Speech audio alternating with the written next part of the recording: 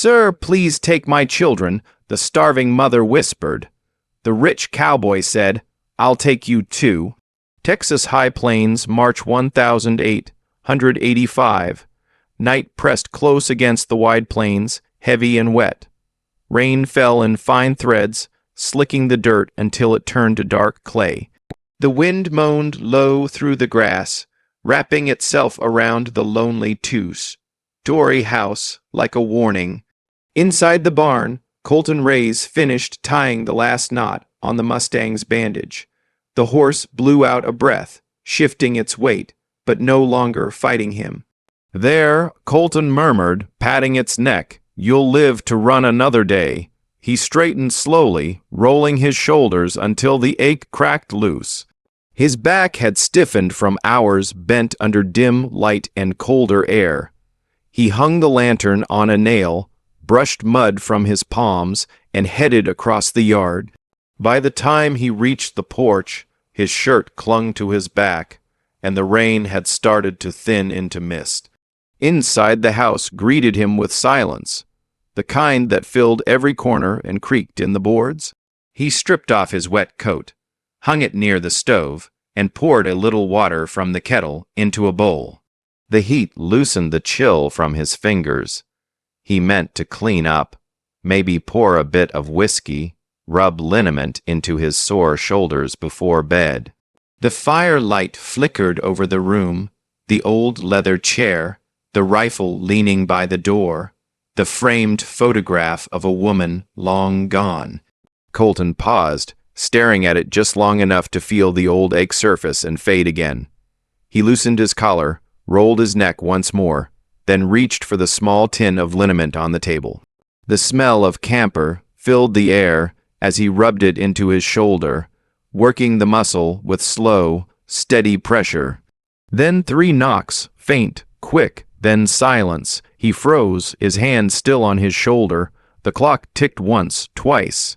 He waited, thinking it might have been the wind. Then came another series, soft but urgent, muffled by the storm. Colton set down the tin, grabbed the oil lamp, and crossed the floor. The flame wavered in his grip as he opened the door. A gust of cold air rushed in. Under the swaying lantern light stood a woman, thin, soaked to the bone, her hair plastered to her face.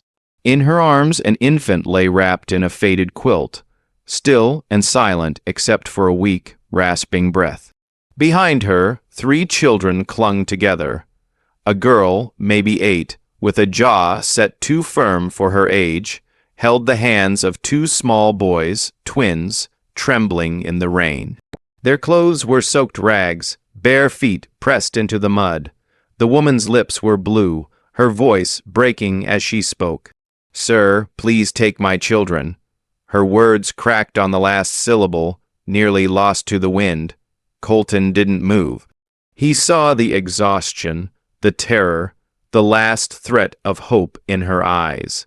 And for a moment, he was a boy again, watching his own mother beg the world for mercy it refused to give. The girl squeezed her brother's hands tighter. The infant whimpered once, then fell quiet. The woman's legs gave way. Colton stepped forward, catching her by the elbow before she fell. Rain rolled off the brim of his hat, dripping between them. He looked down into her face, pale and drawn, then past her to the children, silent as ghosts in the dark. His voice came low, steady and sure. "I'll take you too." The door closed with a solid thud behind them, shutting out the wind and rain like a slammed chapter. Colton stepped aside to let the group enter. The woman hesitated just past the threshold, her arms still tight around the infant. The older girl glanced at Colton once, then gently tugged her brothers over the worn floorboards. He led them through the entryway into the main room, wide and high ceiling with heavy beams overhead and thick walls that kept the worst of the weather out. Though sparsely decorated, everything was well-built and cared for, the kind of place money had shaped. Sturdy furniture, thick curtains, clean rugs, but lived in by a man who had no one to share it with. The fireplace sat at the far end of the room, embers still pulsing low in the stone hearth. A single oil lamp on the table cast long shadows, its glow dancing against shelves lined with old books, riding gear, and framed photographs no one ever asked about. The air held a mix of cedar wood, iron stove heat, and the faint, clean scent of saddle soap, masculine and quiet, like the man himself. Colton moved to the hearth and stoked the fire until flames reached higher, licking at the dry logs. Warmth crept slowly into the room. He turned back and gestured toward the nearby bench. "Sit, get close to the fire," he said, voice rough but not unkind. The girl obeyed first. She guided her little brothers to the stone hearth and knelt down, pulling them close. Their bare feet hovered inches above the warmth, faces turning toward it like flowers to sun. One of the twins coughed, a dry, hoarse sound. The woman, Maggie, lowered herself carefully onto the wooden bench, arms still cradling the baby. Her shoulders shook, but she did not make a sound. The child's breathing was faint, her face barely visible under the damp folds of quilt. Colton crossed to the stove and lit a second lamp. The light bloomed gently, revealing more of the room, shelves of canned goods, thick wool blankets folded near the door, and a closed door leading to the washroom beyond. Without a word, he filled a kettle and set it on the stove, then rummaged through a drawer until he found a tin of honey and a bundle of dried oats. From the cupboard, he took down mugs and a chipped bowl, then knelt beside a cupboard trunk to pull out spare clothes, small ones, from a box labeled in faded ink, Carter's old things. The boys were shivering. He set down the bundle of clothes, then took a rag, dipped it in warm water from the kettle, and began gently wiping their muddy faces and hands. Their skin was cold to the touch, feet raw with blisters. He said nothing, just moved quietly, cleaning, dressing, wrapping soft cloth around their sore heels. The girl, Lucy, did not move. She watched him, unblinking, her small hands resting protectively on her brothers' backs. She refused the mug of honeyed water he offered, instead pressing it into Jessia's hands. Meanwhile, Maggie rocked the baby, whose breaths came in shallow flutters. Colton fetched an old fleece, his mother's, worn but clean, and carefully draped it over the infant. Then he stepped away and returned with a basket from under the sewing table, lined with flannel. It made a crude cradle, but it would do. He placed it beside Maggie.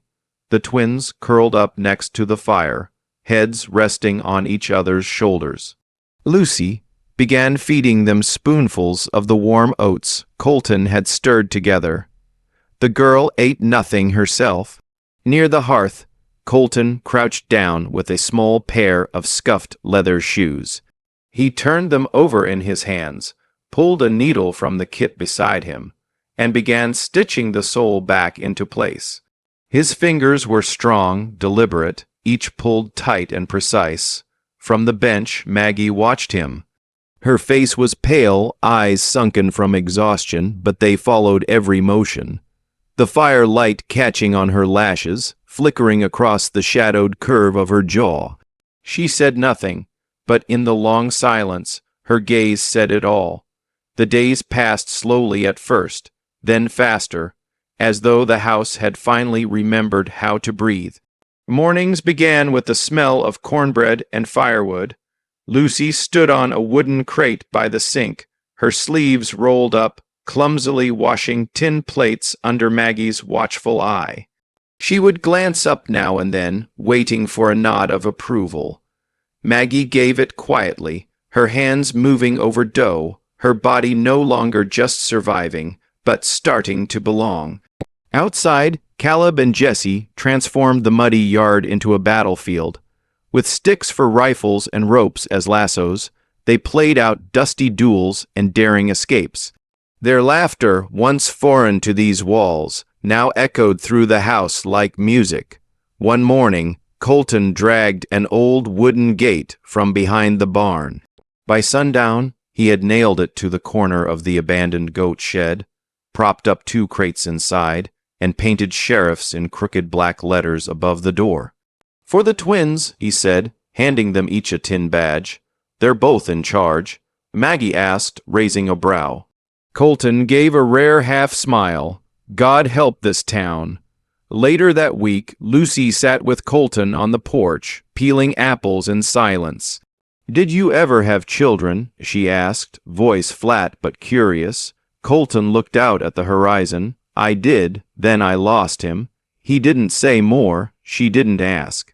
That night, after everyone had gone to bed, Lucy tiptoed into the kitchen and left a small wedge of sweet cornbread wrapped in cloth on Colton's table. Maggie began singing again. Sometimes in the late afternoons when the house was quiet and the wind soft, she would sit by the fireplace with Rosie tucked in her arms and hum old lullabies from her childhood in Georgia. Her voice was rough in places, but steady, soothing. Colton never entered the room when she sang. He stayed on the porch, leaning against the beam, listening with his hat pulled low. He did not know the words, but the sound rooted something deep inside him, something that had not moved in years. One morning, they carried buckets to the well together. The sun was just beginning to burn off the mist. Maggie reached for the rope at the same time Colton did. Their hands touched, his callous, hers small and warm. Neither spoke, neither moved away. In the shade of the barn later, Maggie sat cross-legged, mending a tear in Caleb's only shirt. Colton leaned in the doorway, watching her. She felt his gaze, looked up, but did not stop sewing. For the first time since she lost everything, she did not feel pied. She felt seen. Then came the night the rain returned. It started with a cough from Rosie. By midnight, the baby was wheezing, her tiny chest rising too fast, lips tinged purple. Maggie held her close, rocking, whispering, praying. Panic clawed at her throat. Colton entered the room, saw the baby's labored breaths, and said nothing. He grabbed his coat, wrapped Rosie in Maggie's shawl, and lifted the child with quiet urgency. "Stay warm," he said. He mounted his horse in the pouring rain and rode 8 miles. Maggie stood by the window for hours, soaked in fear. At dawn, the door opened. Colton was soaked through shivering mud on his boots, but in his arms Rosie stirred, a faint whimper escaping her lips. Her breathing was clear again. Her fever had broken. He handed her back, wordless. Maggie collapsed into his chest, her arms around both him and the baby, and wept for the first time in years. "You saved my child," she whispered, trembling. Colton did not speak, but in that moment, something between them changed quietly, irreversibly. Rumors swirled like the spring winds that swept through Hollow Creek, cutting, sharp, and full of spite. "They say the Cowboy's hiding a widow for company," muttered a man outside the general store. Others chuckled, their glances shaded in judgment. The words trickled down to the children. When Lucy walked beside Colton into town, her hands gripping the market basket. Boys sneered, "Beggar girl." Caleb and Jesse were shoved by older kids near the well, teased for their patched clothes and quiet eyes. Even adults looked through them, not at them. Then came the silence of trade. 2 merchants refused to buy hay from Colton's ranch, mumbling about new orders from the council. A cattle broker canceled an appointment without reason. The message was clear. Association with Maggie and her children carried a cost, and the cost was about to rise. Late afternoon, the air was hot, dry, and dust from the roads curled like smoke. A black carriage rattled down the path toward the Ray's ranch, its paint gleaming, pulled by 2 perfectly groomed horses. The carriage stopped just outside the fence. Colton was stacking feed by the barn when he heard the wheels. He turned slowly, dropped the sack onto the ground, and wiped his hands. Ezekiel Gallows stepped down, tall, rail-thin. with a long black coat and a hat that shaded his sharp eyes. Two men flanked him, both younger, both silent. Their boots crushed dry earth as they approached. Colton stood still, arms crossed. He said nothing. Gallows offered no pleasantries. I came because of the town's reputation and because of what people are saying. Colton didn't move. People say plenty, especially when they have nothing better to do. Gallows continued unfazed. A woman with no record. 4 children living under the roof of the most visible ranch in the county. Some see kindness, others see scandal. Either way they talk. Maggie appeared in the doorway, baby Rosie in her arms. Her face was calm, but her grip on the child was firm. Lucy stood behind the curtain, watching without blinking. Gallows shifted his eyes toward Maggie. No one doubts your intentions, Mr. Rays, but intentions don't keep order. There are places for women like her, places where children can be raised with proper schooling and rules. Colton's arms tightened across his chest. You mean an orphanage. I mean structure, discipline, appearances, the kind this town depends on. You of all people know, Mr. Rays, your ranch survives on water rights granted by the council, and water-like order flows only when channels stay clear. Colton's jaw clenched. His voice when it came was low and hard. You want to rip a 3-year-old from her mother's arms and call it progress. Gallows didn't blink. I call it preservation. Without another word, he turned, climbed back into the carriage, and closed the door. Before it rolled away, he leaned out the window once more. Summer's coming, Mr. Rays, and water doesn't always flow where you want it to. The carriage vanished in a trail of dust. Maggie stood frozen. Colton walked to her side and rested his hand gently on her shoulder. If image is all they care about, he said quietly, then let them watch me choose people over power. That night, Maggie folded blankets near the fire, her movement stiff. She glanced at Colton across the room. I can leave, she said, before they take everything from you. Colton stood, turned toward the door where one of the council's men had returned to speak again. I can't watch another child be taken from their mother, he said loud enough for them all to hear. You want them, step over my body. 2 days later, the water was cut.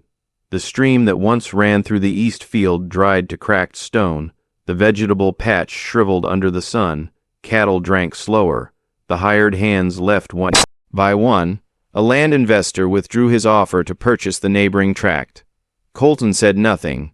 One morning he stood in the middle of the dried-out pasture, boots sinking into soft, hot dust. Sun bore down, unrelenting. He looked out over the land that had once thrived. He spoke softly to no one and everyone. Some men choose to save the land. I choose to save the people behind him. Maggie stepped forward. Her hand slid into his. Her voice trembled, but her grip was sure. Then I will not let you fight alone. The heat came like a punishment. By late June, the sun had bleached the hills pale and cracked the earth beneath Colton's boots. The once green pasture was now a brittle wasteland, dotted with thirsty cattle and abandoned tools. The creek bed had turned to bone-dry stone, and the wind carried more dust than breeze. The garden Maggie had tended with Lucy's help shriveled within a week. Tomato vines browned, lettuce wilted in place. The water barrels stood nearly empty. The town's pressure tightened like a noose. Colton's license to distribute hay and grain was quietly suspended. No one came to buy feed. No one answered his letters. A man with land, livestock, and pride, but with no way to sell or water them. He sat at the kitchen table one evening, staring at a ledger book that told the truth, plain and cruel. Across from him, Maggie reached into a worn cloth pouch. She pulled out a small gold ring, simple, dulled by time, but still whole. My husband gave me this the day we buried our first child, she said, her voice even. I kept it all this time, but we could sell it. It might buy us enough supplies to start digging or feed to keep the cattle alive another week. Colton looked at the ring, then up at her. No, Colton, I will not let you give that up. It is just a ring. It is your memory, your past, and you think I give it up because I forget, she said, her voice tightening. I do not let go because I want to erase it. I let go because I am choosing something else now. I am choosing what comes next. He said nothing for a moment. Then he reached across the table, closed her fingers gently over the ring, and nodded. That night they made a plan. The next morning, Colton marked out a spot near the southern edge of the property, an old spring his grandfather once spoke of. They would dig a new well by hand if they had to. The ground was hard as iron, but it was the only way. He swung the first pick. Then Maggie, then Lucy, barefoot but fierce, brought a pail of water to cool their hands. Caleb and Jesse followed, dragging shovels too big for them. They carved into the earth together. Layer by layer, Maggie mended tools, kept the children fed, and learned the rhythm of the land. She wasn't raised to break soil, but she did with blistered hands and a straight spine. Each day, Colton would look at her across the field, dirt on her face, sleeves rolled up, hair tied back, and something unspoken moved behind his ribs. One scorching afternoon, Maggie crossed the field with a damp cloth. Colton was bent over the trench, shirt soaked through. She reached up, wiped the sweat from his brow without a word. Their eyes met. They stood still, heat between them hotter than the sun overhead, hearts louder than the crickets. But neither spoke, not yet. There was work to do.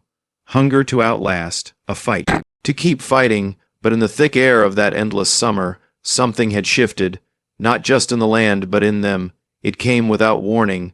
The sky, bruised purple for hours, finally cracked open in the late evening. At first, it was just a whisper on the wind. Then the first drop fell and another, and suddenly the heavens poured as if the land had finally been forgiven.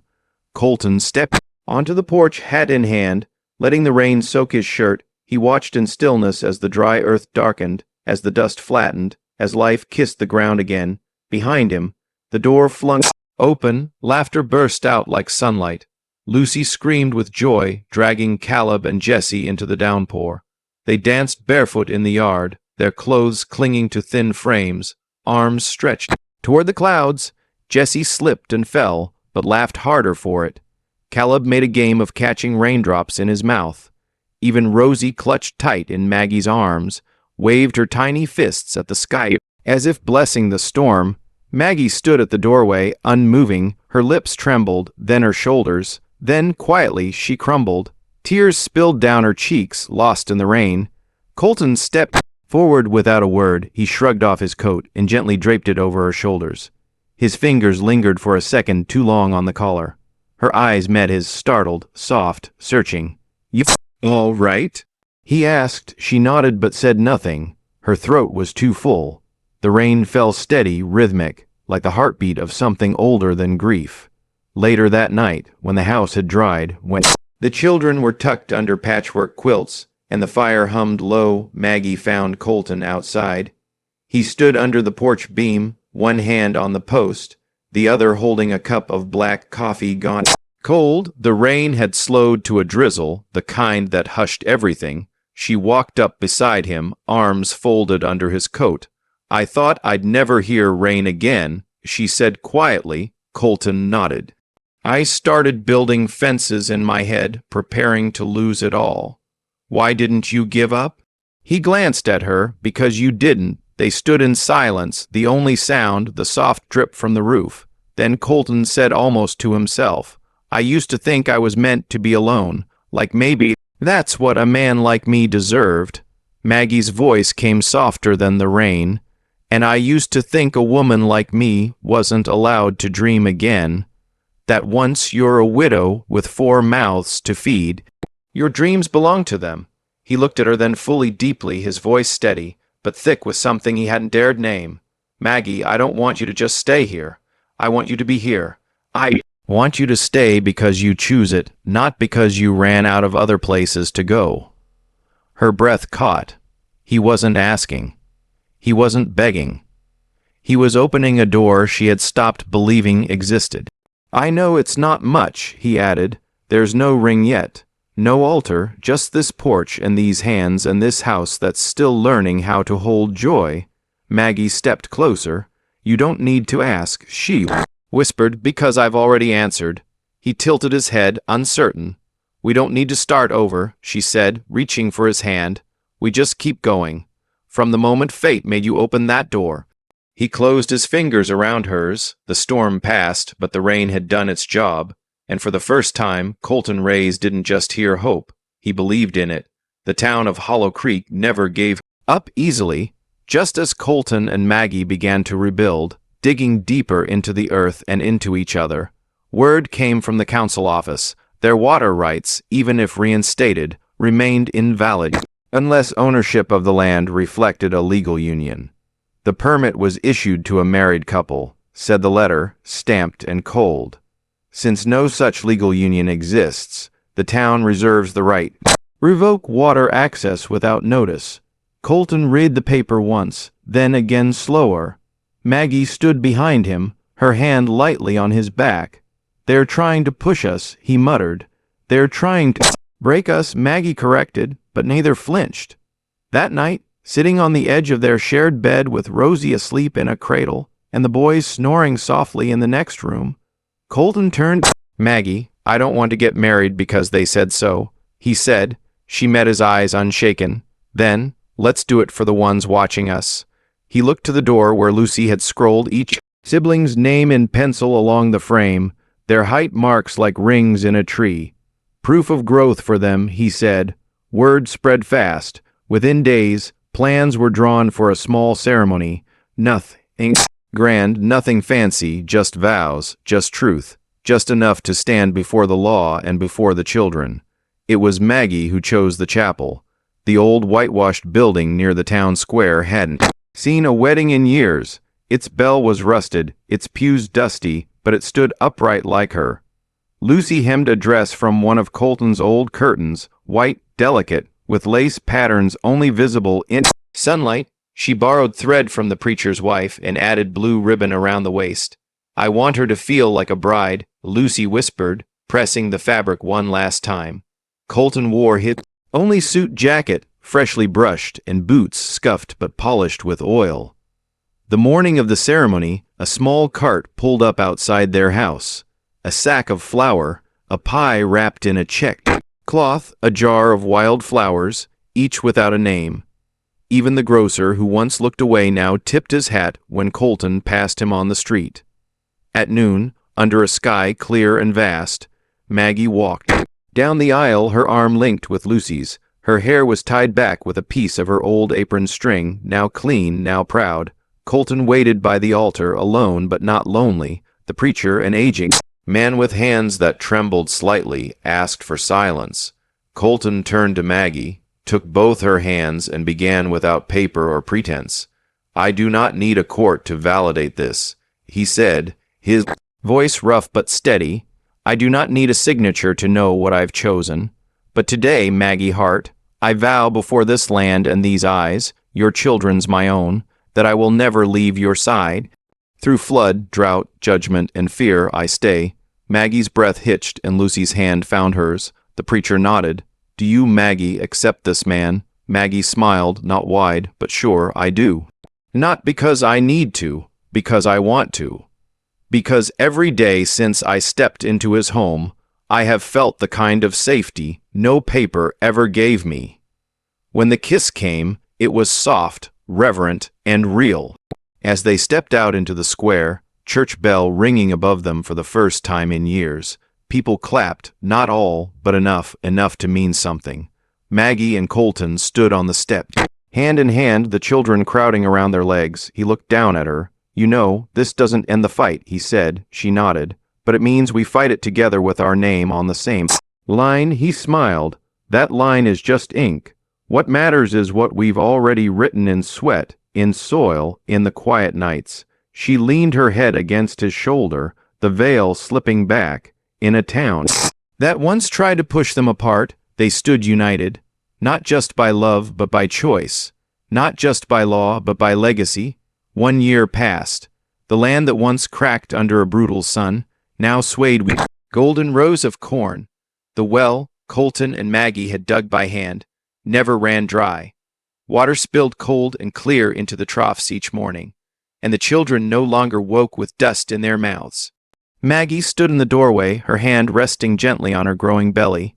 She watched Lucy chase Caleb and Jessie across the field while Rosie toddled after them, a ribbon flapping behind her like a flag of victory. That evening, under the wide branches of an old sycamore, they sat around a long table Colleton had built from salvaged planks.